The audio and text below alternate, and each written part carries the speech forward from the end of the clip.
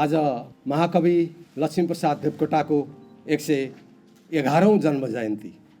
छेत्रीको छोरो यो पाउ छुन्छ, घिनले छुँदैन, मानिस ठुलो दिलले हुन्छ, जातले हुँदैन।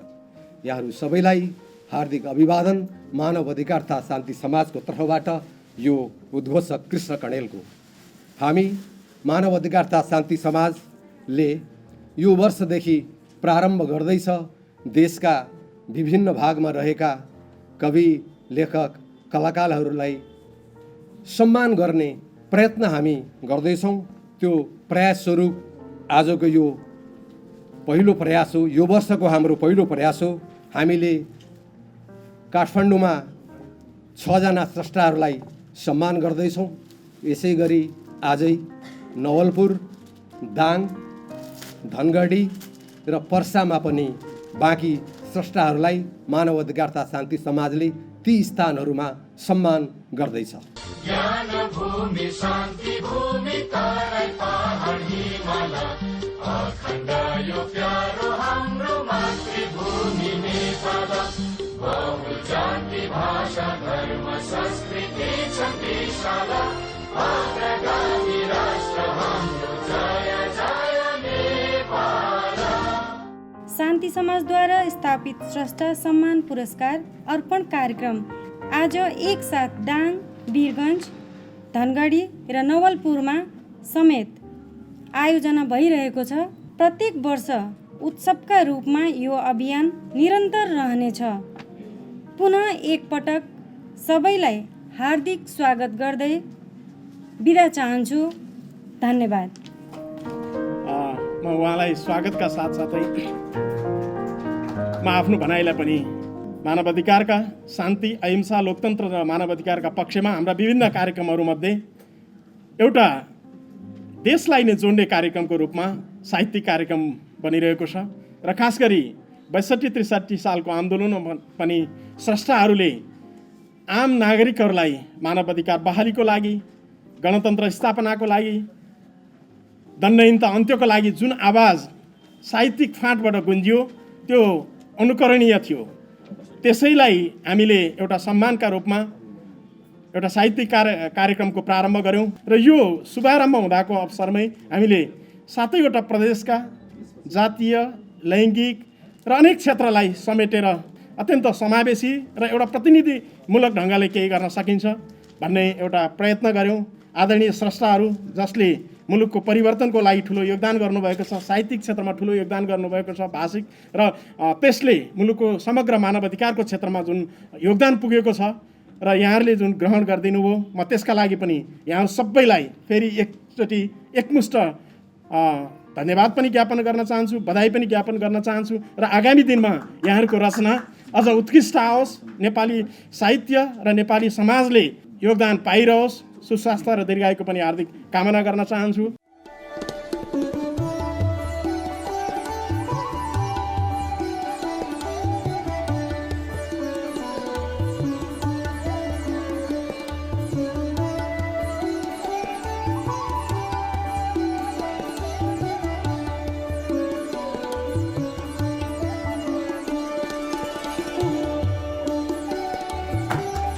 यसै गरी श्री आहुतिज्यू।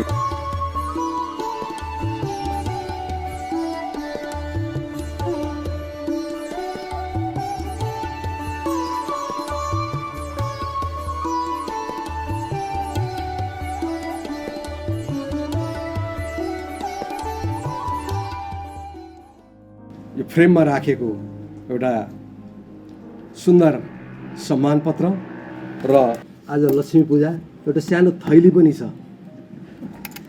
त्यो थैली हामी समर्पण गर्न गइरहेका छौँ।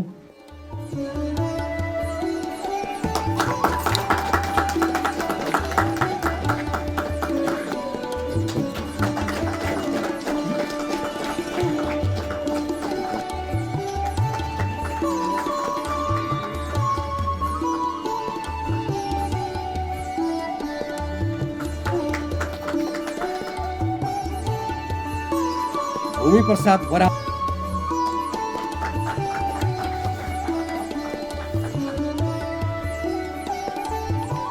एउटा दुर्गम गाउँमा रहेर दुर्गम गाउँका विकास र दुर्गम गाउँका महिलाहरूको बारेमा कलम चलाउँदै आएको आउने जमर्को गरेकी थिएँ। यही अवसरमा यही कारणले गर्दाखेरि यहाँले मानव अधिकार तथा शान्ति समाजले मलाई सम्मान गर्नुभएकोमा यहाँलाई धेरै धेरै धन्यवाद दिन चाहन्छु। मेरो लागि अझै पनि केही दायित्वहरू थपिएको अनुभव पनि मैले गरेको छु। मलाई लाग्छ विगतमा पाएको पुरस्कारहरूभन्दा यो धेरै उच्च कोटिको हो। विश्वकवि रवीन्द्रनाथ ट्यागोरले पनि भन्नुभएको छ एक ठाउँमा, जाने बेला अन्तिम घडीमा, जीवनको अन्तिम घडीमा पत्रकारलाई उहाँले भन्नुभएको छ, म जस्तो लेख्न चाहन्थेँ, जसरी लेख्न चाहन्थेँ, जे लेख्न चाहन्थेँ त्यो मैले लेख्न सकिनँ। मैले लेख्न चाहेको एक थरी अर्को थरी लेखिएछ भने रवीन्द्रनाथ ट्यागोर जस्तोको एउटा विश्वकवि नोबेल प्राइज विनर स्रष्टाले जब त्यसो भन्नुभयो भने हामी कल्पना गरौँ हामी कति तल छौँ। त अझ पनि म आफूलाई साहित्यको विद्यार्थी ठान्दछु र मानव अधिकार शान्ति समाज यो मेरो निकै आस्था भएको संस्था हो। कृष्ण पहाडीजी उहाँ संस्थापक अध्यक्ष, उहाँप्रति पनि मलाई त्यति नै श्रद्धा लाग्छ जति हामी कुलमान घिसिङलाई भित्र दिलदेखि इज्जत गर्छौँ, जति सन्दुक रुचलाई गर्छौँ, जति महावीर पुनलाई हामी गर्छौँ। जनताहरूले दिलले पनि रुचाएको व्यक्ति त्यस्तो संस्थाबाट यो सम्मान र पुरस्कार पाउनु भनेको मेरो लागि यसको अगाडि मदन पुरस्कार गुठी पनि गौरव लाग्छ मलाई, त्यहाँबाट पाएको पुरस्कार पनि। नेपाली साहित्य नेपाली भाषाको क्षेत्रमा आफूले जाने जति आफूले सक्ने जति गर्दै आएका छौँ र यो सम्मानले अझ बढी जिम्मेवारी थपिदिएको छ। लगभग मलाई लाग्छ साहित्य हाम्रो लागि अहिले भोजन जत्तिकै महत्त्वपूर्ण भएको छ। यस प्रकारका सम्मानले फेरि पनि मलाई यस क्षेत्रमा निरन्तर लागिरहन उत्प्रेरित गरेको छ। फेरि पनि म सम्बन्धित सबै पदाधिकारीज्यूहरू, संस्थापकज्यूहरू, सदस्यज्यूहरू र संस्थालाई हार्दिक आभार व्यक्त गर्दै आफ्नो कुरा यहीँ टुङ्ग्याउँछु। राष्ट्रिय गानको रचनाकार भइसकेपछि यस किसिमको सम्मान मैले थुप्रै पाएको छु र त्यसमध्ये पनि मानवाधिकार शान्ति समाज जस्तो एउटा सधैँ समाजमा मानवाधिकारको क्षेत्रमा, लोकतन्त्रको क्षेत्रमा, न्यायको क्षेत्रमा अत्यन्त उल्लेखनीय र महत्त्वपूर्ण कार्य गर्ने एउटा सम्मानित संस्थाले यसरी सम्मान गर्दा, यसरी सम्मानित हुन पाउँदा अरू बढी मलाई सम्मान र गौरवको अनुभूति भइरहेको छ। अझै पनि नेपाली साहित्यमा गर्न बाँकी धेरै कुराहरू छन्। यद्यपि यो सम्मान राष्ट्रिय गानको रचनाकारलाई गर्नुभएको छ, राष्ट्रलाई गर्नुभएको सम्मानको रूपमा लिएको छु। यो सम्मान दिने सम्मान लिने यो दुइटै काममा चाहिँ सहभागी नहुँदै आएको मेरा आफ्नै चिन्तन प्रक्रियाहरू छन्। अब कस्तो हुन्छ भने अब कुनै विचार फरक हुनसक्छ, मान्यता मूल्यहरू फरक हुनसक्छन्, तर आफ्नो निष्ठामा समर्पित मान्छेहरूको अगाडि चाहिँ फेरि अप्ठ्यारो पर्छ। किसिनजी फेरि त्यस्तै प्रकारको एउटा पात्र हुनुहुन्छ नेपालको, दुनियाँकै पनि नेपालको विशिष्ट हुनुहुन्छ। त्यस कारण उहाँ फेरि अब दलित अधिकार भनेको चाहिँ मानव अधिकारको प्राथमिक कुरा हो भनेर नारा दिने मान्छे हुनुहुन्छ। अर्को कुरा कसैसँग पनि आइएनजिओ इत्यादिको पैसाहरू नलिकन फेरि मानव अधिकारको अभियान चलाउने एउटा साहस पनि सुरुवात गर्नुभएको छ र चलि पनि रहेको छ। अब यस सन्दर्भमा चाहिँ अब फेरि उहाँहरूले भनेको कुरा नमान्ने भन्ने कुरा चाहिँ धेरै अप्ठ्यारो हुने भएको हुनाले म यहाँ आइपुगेको हो। म यहाँ आएर यो संस्थाको आकाङ्क्षालाई अगाडि बढाउन केही सहयोग पुग्छ नैतिक रूपमा भने त्यो म आउँछु भनेर म आएको हो। सम्मान गर्ने सबै साथीहरूलाई धन्यवाद। कि नेपालमा हाम्रो चाहिँ अहिलेको सबभन्दा समस्या भनेको डबल स्ट्यान्डर्ड। कृष्ण पहाडीजीसँग म धेरै नजिक, धेरै यो हामी गाउँमा प्रजातन्त्रको लागि गाउँमा सडक नाटकको माध्यमले पुग्ने अवसर पाएँ र उहाँसँग नजिक हुने अवसर पनि पाएँ र उहाँको टिम यो बोलीमा मात्र होइन व्यवहारमा पनि उहाँहरूको जुन एउटा नैतिकता देखिएको छ त्यसैको परिणाम आज यो पुरस्कार हामीले ग्रहण गर्दैछौँ र मलाई के लागेको छ भने यो पुरस्कारभित्र चाहिँ मैले माया र प्रेम स्नेह सद्भाव पाएको छु। यो पवित्रता, यो थैलीभित्र कति पैसा छ त्यो महत्त्वपूर्ण कुरो होइन, यो पवित्र, यो हजार लाखौँ अरबौँकोसँग तुलना हुँदैन। यो मेरो एउटा गुरुले भन्नुहुन्थ्यो आजभन्दा धेरै वर्ष अगाडि म युवा हुँदाखेरि, हेर बाबु तैँले यस्तो काम गर कि हरेक बिहान बाथरुमको ऐना हेर, त्यो ऐनाको मान्छेले थु गर्ने काम चाहिँ नगर, बाँकी जेसुकै गर भन्नुहुन्थ्यो। र थु नगर्ने काम चाहिँ गर्नेको टिमले दिएको यो पुरस्कार, यो पैसा, यो अरबौँ पैसा हो। म आज लक्ष्मी पूजाको दिनमा लक्ष्मीमा नै त्यहाँ अर्पण गर्छु। मिठो लाग्छ मलाई ता प्रिय कथा प्राचीन संसारको, हाम्रो भारतवर्षको उदयको हेम प्रभा सारको। हामीले सानैदेखि शाकुन्तल महाकवि लक्ष्मीप्रसाद देवकोटाको यो वाक्यांशहरू पढ्दै आयौँ। नेपाली साहित्यमा लक्ष्मीप्रसाद देवकोटाको योगदान अद्वितीय रहेको छ, त्यसको म धेरै ज्ञाता त होइन। म आज देवकोटाप्रति हार्दिक श्रद्धाञ्जली अर्पण गर्दछु र शान्ति समाजले विगत केही कालखण्डमा आफ्ना म्यान्डेटहरूलाई विस्तारित गरेको छ। 2064 सालको सेरोफेरोमा ग्लोबल वार्मिङ र क्लाइमेट चेन्ज र पछि गएर हिमालय संरक्षणको लागि व्यापक अभियान सञ्चालन गर्ने भनेर शान्ति समाजले अभियान सञ्चालन गरेको थियो। त्यस्तै गरेर 68 सालको मध्यमा मानवाधिकार दिवस लगत्तै समाप्त भएपछि शान्ति काव्य प्रवाह प्रारम्भ गर्यो। हाम्रो अभियानको लक्ष्य हो हामी खाली बस्नु हुँदैन। यस क्रममा कसैले गाईको सेवा गर्नुहोस् या कसैले बागमतीको सफाई गर्नुहोस् या जे गर्नुहोस्, आफ्नो जहाँबाट पनि आफ्नो सेवामुखी जिजीविसा निरन्तरको यो यात्रा हाम्रो जारी रहन्छ।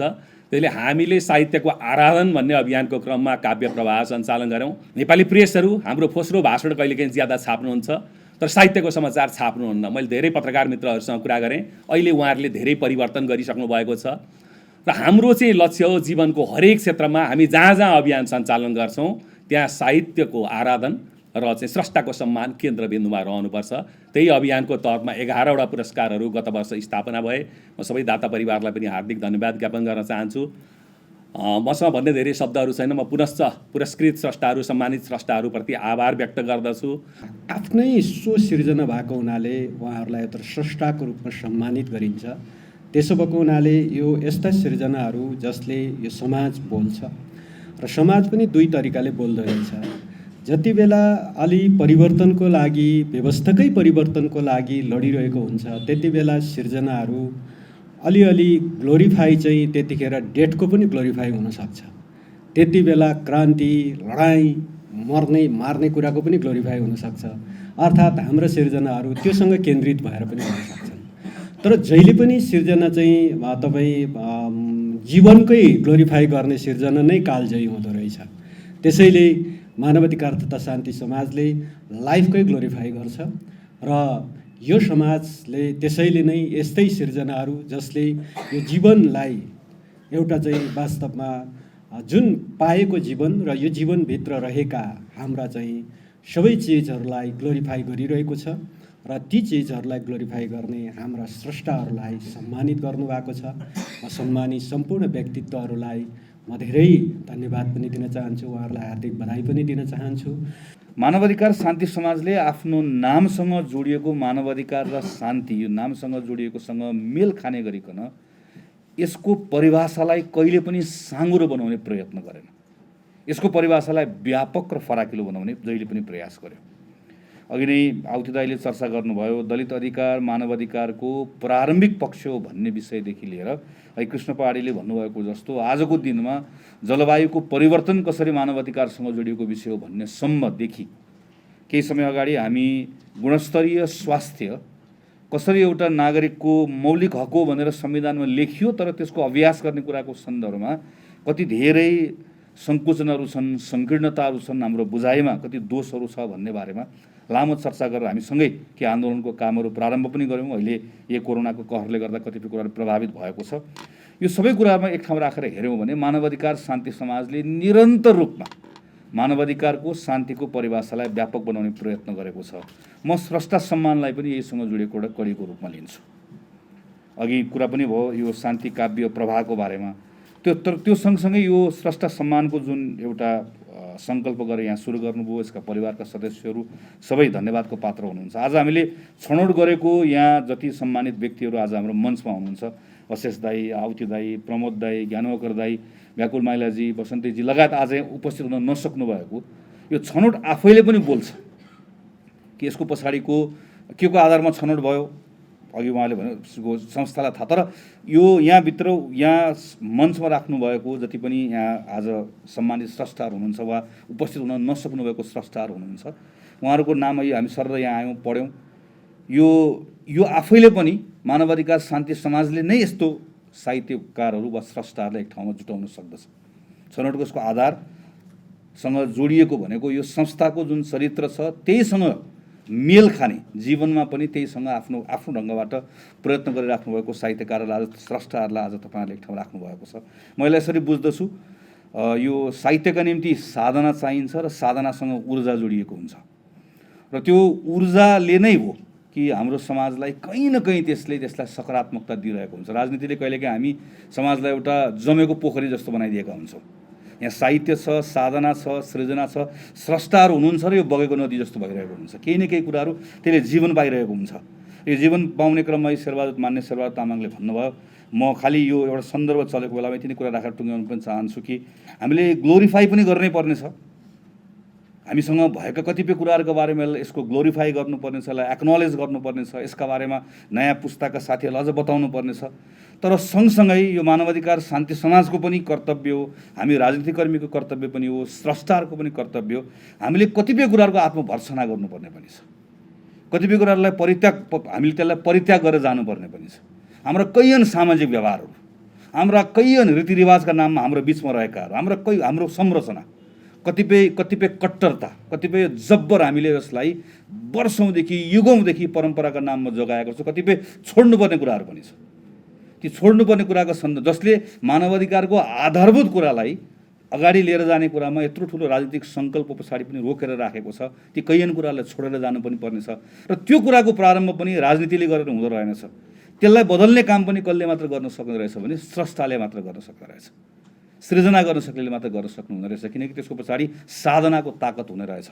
त्यसैले मलाई लाग्छ साहित्यकारहरूलाई सम्झने कुरा, स्रष्टालाई सम्मान गर्ने कुरा पनि मेरो आफ्नो बुझाइमा मानवाधिकार शान्ति समाजलाई बदल्नका निम्ति गरिरहेको एउटा ठुलो जुन पवित्र र महान काम छ त्यसको एउटा अङ्गको रूपमा मैले यसलाई बुझेको छु, अंशको रूपमा बुझेको छु।